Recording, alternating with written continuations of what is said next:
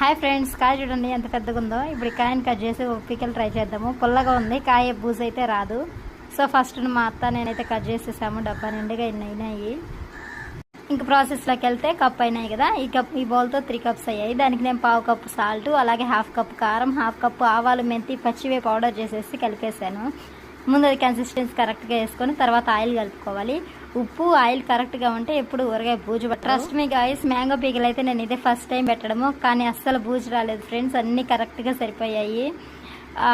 నేను యూట్యూబ్ చూశాను కానీ నా ఓన్గా కొలతలు అందాజు ప్రకారమే చేసా. దీన్ని బట్టి అర్థమైంది ఏంటంటే కర్రీస్లో ఉప్పు కారం ఎంత అందాజుకి వేస్తామో పికిల్లో కూడా ఈజీగా అలా పెట్టేయచ్చు.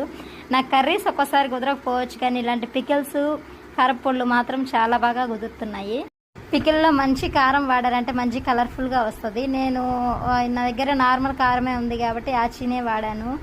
అందుకే 1/2 స్పూన్ పసుపు వేసాను, కొంచెం కలర్ మంచిగా ఉండాలని. ఎక్కువ వేసామంటే కాయలు మెత్తబడిపోతాయి.